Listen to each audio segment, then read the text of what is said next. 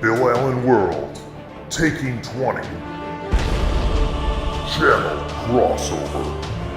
Hey, you know when you're at Gen Con and you run into somebody that you haven't seen in ages, and then sometimes you run into people that you've only seen on screens? Well, this is my buddy Cody from Texas. What's going Cody, on, guys? Cody Lewis has his own channel, Taking 20, and it's huge. It's now outgrown me, even though he started after me. But you know, that's because Yeah, well, he's. I mean, dude, come on. You're a hustler. Yeah. Well, I mean, I'm having a good time. Yeah. That's all it is. It doesn't mean anything. Yeah. So we decided we're gonna do a little channel collab, and we're gonna start kind of recapping the Gen Con 50 experience so far. Crazy. So, Crazy.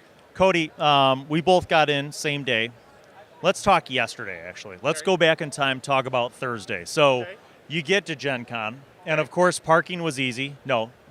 Yeah. Tell me about your first day experience. So the first day was, it was my first Gen Con, so it was a little overwhelming, right? Because you're trying to like soak everything in. And, when I signed up, back in January to do this, it's like, the channel was fun. It was a hobby, and then it's like, okay, this has totally changed. I got to meet people. There's things going on. We got to talk to brands. We talk to sponsors. So just try to soak everything in. Got to meet. We got to hang out with Dave from Saber Dice, Nerdarchy. We got to hang out with Andrew, Maze Arcana, all those people. There's just a ton of people. I think that was probably the most fun. I did get in a game. Did you game at all? I have not gamed at all yet, which is so we've been so busy shooting all this stuff. I'll recap my first day. Our first day started at 5:30 in the morning, and we, cleaned up, got breakfast, had to go to Menards, get supplies, went to pick up all the video gear, brought the video gear down here, loaded in, set up. I mean, we were hustling from 5:30 in the morning till 5 p.m., and then we had to go put all the gear away. So, I mean, my first day was a work day, but even that said, it was still amazing because we were the crew for the Blackmagic Design Maze Arcana stream. Which you guys killed, And- by the way. yes, You guys thank totally killed that stream. Thank you. It was a lot of fun for us, a lot of fun personally for me. My two loves of video and gaming stuff coming together. The only thing that could have been better is if they somehow brought in like a Led Zeppelin cover band, but I'll You're live. just nerding out totally Yeah. over all this. You're just Yeah. like, awesome. Yeah, so no, that was good. And all right, so let's talk today. Today, it's Friday. Big day on the floor, a lot of stuff. Talk to me about your experience so far. What are some of the things that you've seen, products, any shout outs you want to give people that you've run into? So I got to, first off, we had to crash the Chessex booth, right? Because, you can never have too much dice. So that was just a madhouse. I was just picking up dice. And then, dude, tons and tons and tons of games. So many games here. I think we were just trying to soak it in. Yesterday was so packed, like shoulder to shoulder, that today, people are off playing games, they're off doing events, they're off seeing things. So the floor is like a little more workable, I think. So I tried to get in and watch as many games as I could, see a lot of games. I did get to demo Dragonfire. It's the deck building game for Dungeons and Dragons, and that was interesting. There's some mechanics there that's like, okay, this makes total sense. This is a lot of fun. Where you kind of you get your monsters out, and you have your 4 different players that are all attacking the same monsters and working together based on the cards, based on drawing, which was really cool. I like that. But admittedly, they want you to write on your cards. They want you to put stickers and stuff on them. So I can see a problem where people aren't going to be able to you reuse those cards ever, right? You're not going to be able to invite some buddies, or you're not going to be able to come over and be like, hey, let's play a game. Let's play a couple games or something like that. It didn't really have a lot of versatility there. But admittedly, the game was a lot of fun, and I'll probably just have to photocopy the crap out of it. So, there's a lot of stuff. The Exploding Kitties, did you guys check out that booth? No. Go by that booth. They have it so that they've got a big box, and you can go up and push these big wooden buttons to place your order for all of your gaming and stuff like that. And there's people behind it. So it's like a puppet show the whole time, and it's like a spectacle just to watch people come by. So super fun. And yeah, man, just lots of stuff. Privateer Press is going on. I got to talk to Scott Kurtz with Acquisitions Incorporated for a moment. Yeah, man, we're just soaking it in. What about you? So we had another live panel this morning. We did the Geek and Sundry panel, which was Who all was in there? So basically, it's like the Dreadcast and all the different shows basically that are kind of the sponsored D&D shows. So yeah, Van Norman and yeah. So then that was cool. We weren't multicam with it, but we were shooting our own footage, and the panel was great. It was a great discussion. Then we hit the floor. So we've been just shooting a lot of B-roll, interviews, all that kind of stuff.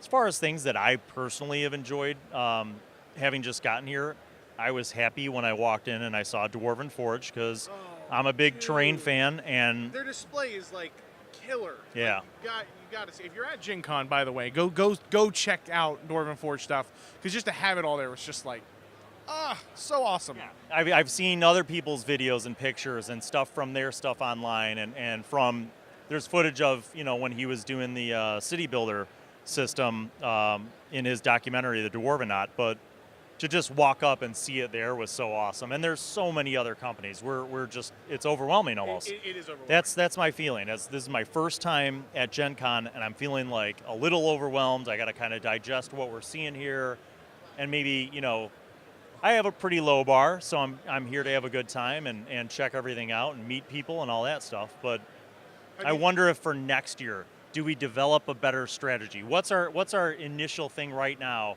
about next year? What are you thinking? Okay, so a couple of things that I picked up, right? So like day one, you want to spend some time getting acclimated, and I would recommend don't schedule like 5-hour game sessions. Don't schedule long gaming sessions on day one, right? Because you're going to want some freedom. If you want to get into a game or two, great.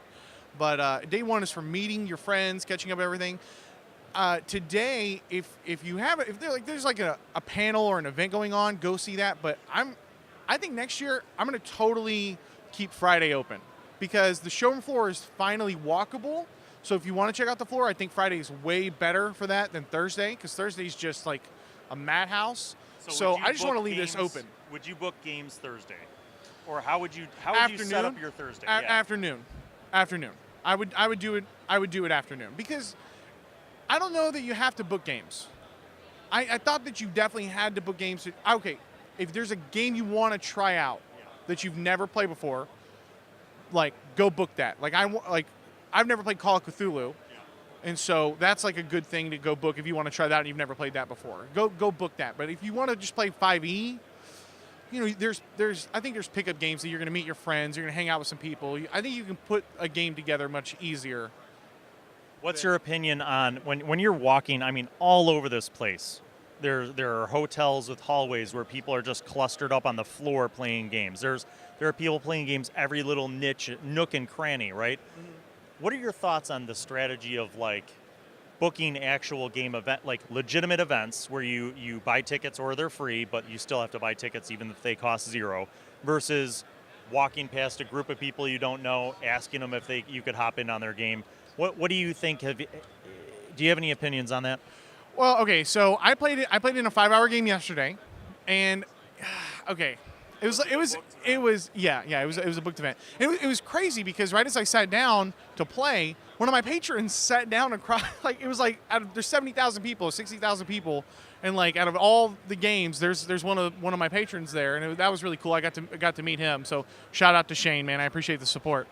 But the game itself, my experience was there's a lot of like product pitching, and it was like all about the setting and stuff like that. And if that's not the experience that you want to go for, if you want something where it's casual, you can hop in the game, you want to play in Forgotten Realms, you want to play in something that's not going to be pushed on you, then I think that it's probably behooves you to play in a pickup game, or tell your buddies, hey, I got a pickup game, or meet people here. Hey, what are you doing at 8? I want to get a game together. Do you want to play something like that? I think was probably a better option. But I'm not throwing stones at people that want to go ahead and guarantee that they're going to get in a game. That makes sense. All right. Side note. Let's talk about experiences. So forget about products and games for a second. Have you done anything in the last couple days since you've been here as an experience or an adventure that you want to share about? I feel like that's a weighty question, Bill. I feel like you might know. So, Cody, how did the escape room go? Tell us about it. Okay, so the escape room was awesome. If you guys are into trying something new, go do the escape room. You don't have to have people to do it with. You can meet total strangers. It's a ton of fun. I did one back in Dallas where there was like an actress, a young actress that was all done up like a zombie and crawling on the floor and chained to the wall that kept trying to get at us and everything. That was wild. But the one that we did here was like we were mobsters trying to rob a bank, and we had like an hour to solve the puzzles. It totally kicked our ass.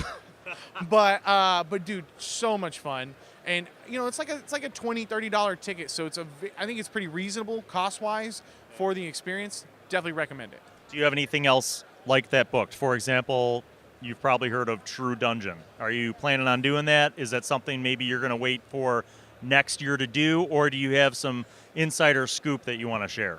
Well, the insider scoop is that I was supposed to do True Dungeon today at 10:25, but since Juice and we were finishing up some games so late last night, and then we had to drive back to the hotel, man. I missed the game, so I'm gonna swing by with my ticket and be like, can I please reschedule? So hopefully I can do that. But it looked a lot of fun. I definitely wanted to do it. It just, there's a lot to take in. So maybe I'll get in, maybe not. But definitely we'll make sure that I book it a little bit better next year. Learning experience.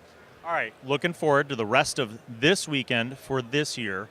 What other kind of big plans or things that you have on the horizon for Saturday and Sunday? What do you got? So I'm going to do some interviews. I'm going to swing back by. Hopefully you can talk to Scott Kurtz. I'm going to try to grab Margaret Weiss. Brandon Sanderson's here. I talked to his team. So we're going to be doing, hopefully, we try to get some of those interviews, do some fun stuff. But, dude, honestly, I just want to hang out with you guys, right? We're gonna party. We're going to play some games, get all the work part of the weekend done, and just, buy some cool games, find some new games, meet some new people, What about you? Do you have anything major planned for the rest of the week?